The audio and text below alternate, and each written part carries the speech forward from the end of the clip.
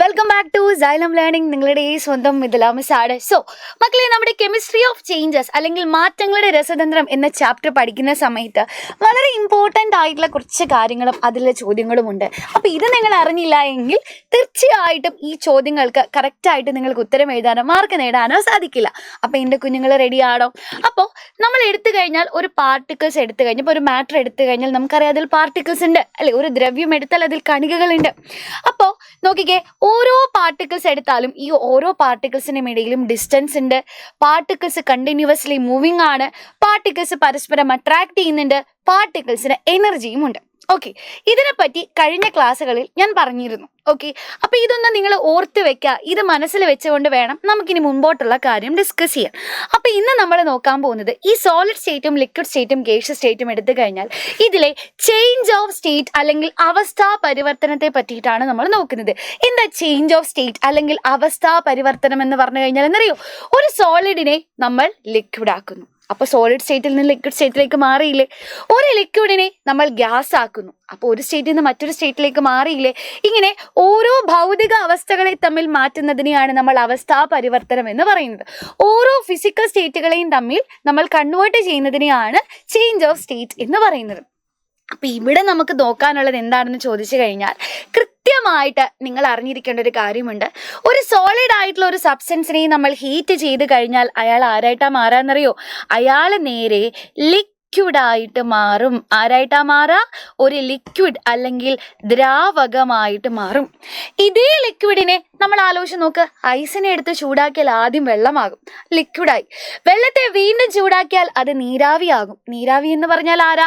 Gas ആണ്. അപ്പം ലിക്വിഡിനെ നമ്മൾ വീണ്ടും ഹീറ്റ് ചെയ്യാൽ അല്ലെങ്കിൽ വീണ്ടും ചൂടാക്കി കഴിഞ്ഞാൽ അത് വാതകമായിട്ട് മാറും. ഓക്കെ ആണോ? ഇനി ഇതേ ഗ്യാസിനെ നമ്മുടെ നീരാവി പാത്രമൊക്കെ വെള്ളം തിളച്ച് കഴിയുമ്പോൾ പാത്രത്തിന് മുകളിൽ നമ്മളൊരു ലിഡ് കൊണ്ട് കവർ ചെയ്തു എന്ന് വിചാരിക്കുക. കുറേ നേരം കഴിഞ്ഞ് പൊക്കി നോക്കുമ്പോൾ എന്താ കാണുക? ആ നീരാവി മുഴുവൻ അവിടെ തട്ടി തണുത്ത് വെള്ളമായിട്ട് മാറുന്നുണ്ട് അല്ലേ. അപ്പം നീരാവി തണുത്താൽ തിരിച്ച് വെള്ളമാകും. നീരാവി എന്ന് പറഞ്ഞാൽ ഗ്യാസ്, വാതകമാണ്. അപ്പോൾ ഒരു ഗ്യാസിനെ നമ്മൾ കൂൾ ഡൗൺ ചെയ്ത് കഴിഞ്ഞാൽ അത് ലിക്വിഡായിട്ട് മാറും.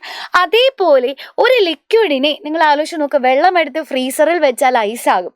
വെള്ളം എന്ന് പറയുന്ന ആള് ലിക്വിഡ് സ്റ്റേറ്റിലും ഐസ് എന്ന് പറയുന്ന ആള് സോളിഡ് സ്റ്റേറ്റിലുമാണ് അല്ലേ. വെള്ളം ദ്രാവകാവസ്ഥയിലും ഐസ് ഖരാവസ്ഥയിലുമാണുള്ളത്. അപ്പോൾ ഒരു ദ്രാവകത്തെ നമ്മൾ തണുപ്പിച്ചു കഴിഞ്ഞാൽ നമുക്ക് തിരിച്ച് അയാളെ ആരാക്കി മാറ്റാം? സോളിഡ് ആക്കി മാറ്റാം. അപ്പോൾ ലിക്വിഡിനെ കൂൾ ഡൗൺ ചെയ്യുന്നു അല്ലെങ്കിൽ ദ്രാവകത്തെ നമ്മൾ തണുപ്പിക്കുന്നു.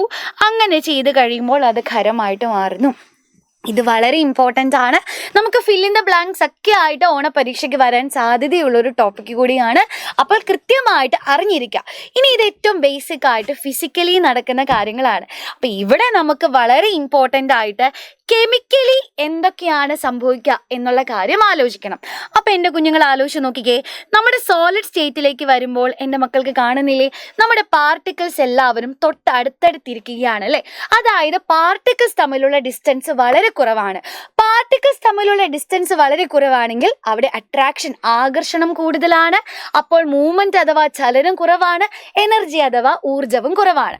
അപ്പോൾ സോളിഡ് സ്റ്റേറ്റിൽ ഡിസ്റ്റൻസ് കുറവ്, അപ്പം അതുകൊണ്ട് തന്നെ മൂവ്മെന്റ് കുറവ്, എനർജി കുറവ്, അട്രാക്ഷൻ കൂടുതൽ. കിട്ടിയോ? കണികകൾ തമ്മിലുള്ള അകലം കുറവ്, ആകർഷണം കൂടുതൽ, ചലനം കുറവ്, ഊർജം കുറവ്. ഇനി സോളിഡ് ലിക്വിഡ് ആയിട്ട് മാറുമ്പോൾ നിങ്ങൾ ആലോചിച്ച് നോക്കിക്കേ. പാർട്ടിക്കിൾസ് തമ്മിലുള്ള ഡിസ്റ്റൻസ് കുറച്ചുകൂടെ കൂടിയിട്ടുണ്ട് അല്ലേ.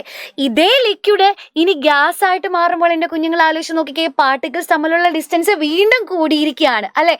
അപ്പോൾ നമ്മൾ ഈ ചേഞ്ച് ഓഫ് സ്റ്റേറ്റ് നടക്കുന്ന സമയത്ത് അല്ലെങ്കിൽ അവസ്ഥാ പരിവർത്തനം നടക്കുന്ന സമയത്ത് കണികകൾ തമ്മിലുള്ള അകലം, പാർട്ടിക്കിൾസ് തമ്മിലുള്ള ഡിസ്റ്റൻസിന് എന്താ സംഭവിക്കുക? കൂടുവാണോ കുറയുവാണോ ചെയ്യുന്നത്? ഇപ്പം നമ്മൾ കണ്ടു കഴിഞ്ഞു, അത് കൂടുകയാണ് ചെയ്യുന്നത് അല്ലേ. അപ്പം ആലോചിച്ച് നോക്കിക്കേ. ഡിസ്റ്റൻസ് കൂടുമ്പോൾ അല്ലെങ്കിൽ അകലം കൂടുമ്പോൾ അട്രാക്ഷൻ എന്താ സംഭവിക്കുക?